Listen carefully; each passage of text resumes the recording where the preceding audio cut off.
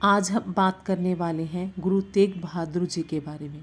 गुरु तेग बहादुर हिंद दी चादर, धार्मिक स्वतंत्रता की सबसे अनूठी कहानी।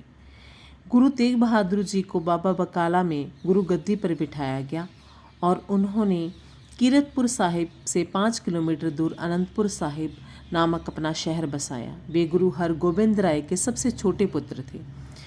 औरंगजेब उनकी बढ़ती लोकप्रियता से बहुत ईर्ष्या करता था और उसके उलेमाओं ने भी उनके कान भरने शुरू कर दिए थे कि गुरु जी इस्लाम धर्म के लिए एक बहुत बड़ा खतरा है।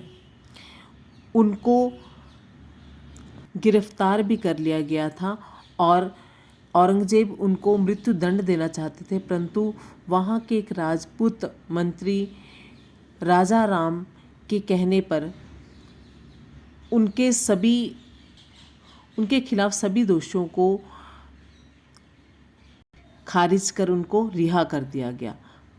रिहाई के बाद गुरुजी ने अपनी पूर्व की यात्रा फिर से शुरू कर दी और वे मथुरा, आगरा, कानपुर, वाराणसी, बौद्ध गया होते हुए पटना पहुँचे।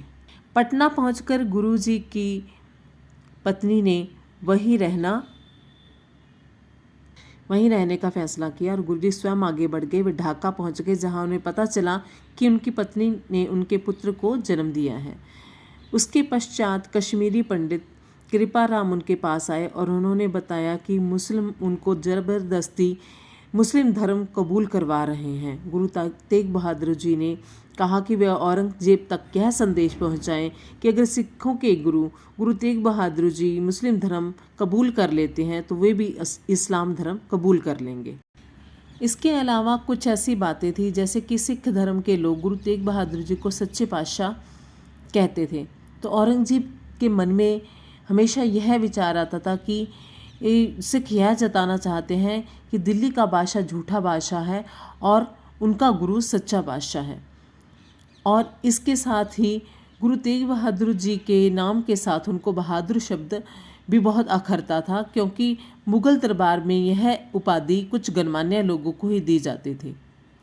औरंगजेब ने गुरु तेग बहादुर जी के पास को दिल्ली में के दरबार में हाजिर होने के लिए बुलवाया और कहा गया कि उन्हें इस्लाम धर्म कबूल कर लें, नहीं तो उन्हें अपनी जान से हाथ धोना पड़ेगा। गुरु तेग बहादुर जी 11 अगस्त 1675 को अपने परिवार से विदा लेकर अपने 5 अनुयायियों भाई मतीदास, भाई सतीदास, भाई दयाला, भाई जैता और भाई उदय सिंह जी के साथ दिल्ली के लिए चल पड़े।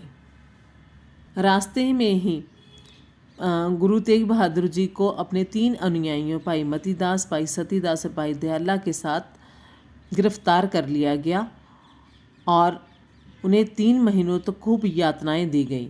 चांदनी चौक में, जहां आज कोतवाली है, वहां फव्वारे के पास मतीदास जी को आरे से जिंदा काट दिया गया। उन्होंने जुल्म का मुकाबला शांति और बहादुरी से किया। भाई सतीदास जी को खौलते तेल में जिंदा डाल दिया गया। भाई दयाला जी के रुई लपेटकर उन्हें खंभे के साथ बांध दिया गया और उनको जिंदा जला दिया गया। गुरु तेग बहादुर जी तब भी वाहेगुरु का नाम जपते रहे। जिस दिन गुरु तेग बहादुर जी को शहीद किया जाना था, वे सुबह जल्दी सोकर उठे और स्नान किया। तब काजी अब्दुल वहाब और जल्लाद जलालुद्दीन तलवार लेकर उनके साथ सामने खड़े हो गए। आसमान में काले बादल छा गए। गुरु तेग बहादुर जी का शीश तलवार से धड़ से अलग कर दिया गया। अब दिल्ली के चांदनी चौक में स्थान पर गुरुद्वारा शीशगंज साहिब स्थापित है।